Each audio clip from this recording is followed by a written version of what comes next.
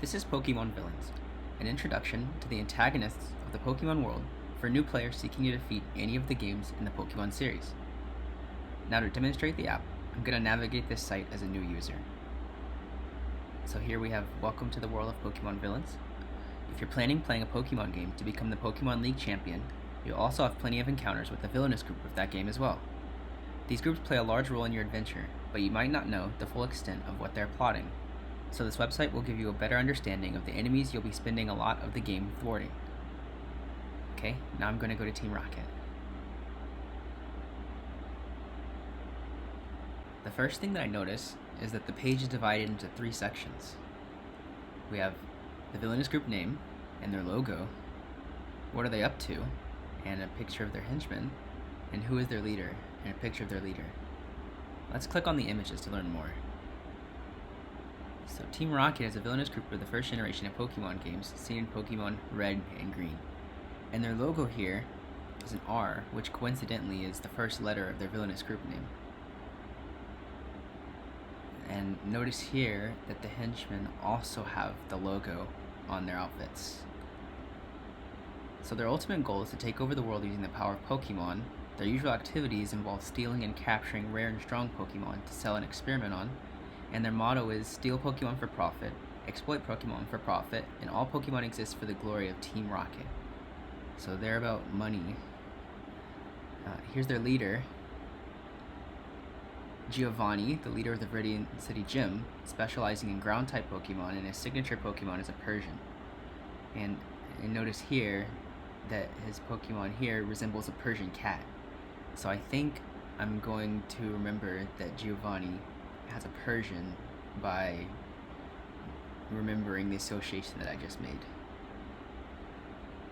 Okay, let's go to the next team.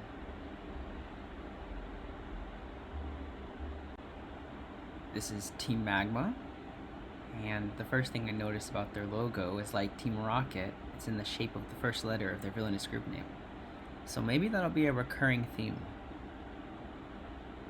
They're the villainous group of the third generation of Pokemon games, seen in Pokemon Ruby. And you can see here that their henchmen also have the logo on their outfits. Their ultimate goal is to expand the amount of landmass in the world for humans and Pokemon.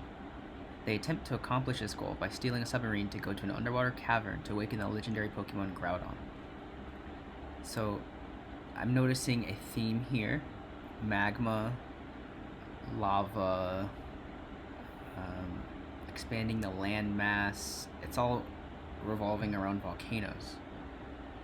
Here's their leader, and the leader has the logo on their outfit. Maxie is their leader, the man who believes that expanding the land will make the world peaceful. He specializes in fire-type Pokemon, and his signature Pokemon is a Camerupt. So here also his Pokemon name falls in line with this volcanic theme here. I'm gonna go to Plasma, and actually I think I'm gonna go just in order, so I'm gonna go back to Galactic here. Team Galactic is here, and the first thing I notice is that their logo is a yellow G. They're 4th generation, seen in Diamond and Pearl. And here we can see that they also have the logo on their outfits. Their ultimate goal is to recreate the entire Pokemon universe using the power of the legendary Pokemon Dialga and Palkia. And they plan to awaken these legendary Pokemon by stealing the Adamant Orb and Lustrous Orbs from a research laboratory. Here's their leader. There's the logo. Their leader is Cyrus, a man who wants to create a world without spirit.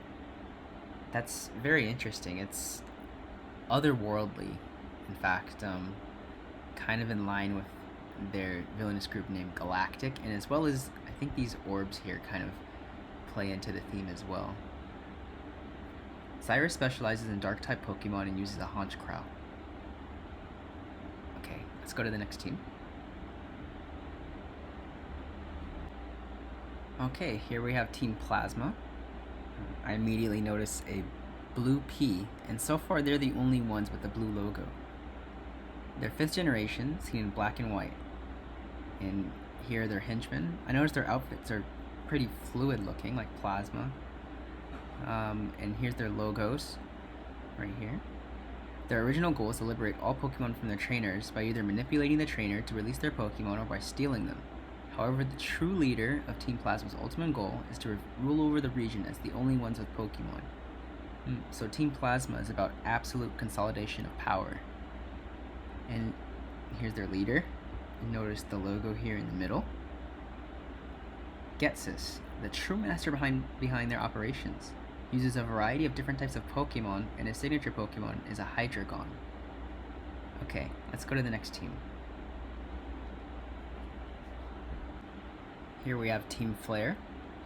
I noticed that their logo is in the shape of an F as well as being a flame. Their 6th generation, seen in X and Y. And here are their henchmen. You notice the logo here on their belts, as well as flame hairstyles. It's seen that their initial goal was to make money through theft and to eliminate anyone who doesn't follow their standards. However, the leader reveals that their ultimate goal is to return the world to a beautiful and spoiled state by wiping out most of the population with an ancient super weapon. That's extremely intense. And I think it will be easy for me to remember this by associating this idea here with a flame, because it's very intense. And here's their leader. No logo, it seems, but his flame hairstyle really stands out. This is Lysandra, a man who sees this world as a dead end and wants to start over. He uses a variety of different types of Pokemon, and his signature Pokemon is a Pyroar. Like Pyromaniac, something that comes to mind too, so I can remember that he has a Pyroar by this. Okay, let's go to the next team. Here we have Team Skull, and I noticed that their logo includes an S here, as well as just generally being in the shape of a skull. Their 7th generation, seen in Pokemon Sun and Moon. And here are their henchmen. And they're wearing the logo as necklaces. Their goal is to steal, similar to that of other villainous teams, but they do it for the sake of simply surviving. They're misfits who have failed the island challenges of the region and are considered a nuisance by those living there. And they have a strong value of kinship to each other and see each other as close friends and family. Here's their leader. And here he's also wearing the logo as a necklace. His is gold, however. His name is Guzma, a man with great determination or respect for the rules. He specializes in bug-type Pokemon, and his signature Pokemon is a Golisopod. Okay, let's go to the next team. On to the quiz. What is the goal of Team Flare? Team Flare was the really intense one, I remember. And out of these options, I think that this one is the most intense, wiping out most of the population of the world. Okay, great. Next question. Which villain specialty Pokemon is a Persian? That was the Persian cat, and I remember that was Giovanni. Okay, next question. Which group does this character lead? Here we can see the logo is around his neck in the form of a necklace. Yellow S, also in the shape of a skull. I'm gonna go with Team Skull. Yeah. Great, next question. Choose the villainous team that the logo belongs to. Okay, see an R here, so I'm gonna go with Rocket. See a flame F, I'm gonna go with Flare. And a blue P, so I'm gonna go with Plasma. Okay, nice. Which villainous team comes from the game Pokemon Ruby? I don't remember. I think I'm gonna go with Rocket. Okay. Team Magma, the villainous team from Pokemon Ruby. Which villainous team do these grunts come from? Very fluid outfits. Can't really see the logo here, but it is blue, and I remember that Plasma was the only one that had a blue logo. So let's go with Plasma. Nice. Okay, 7 out of 8. Let's return home. That's Pokemon Villains. a site that teaches Pokemon players about the villains in the Pokemon world.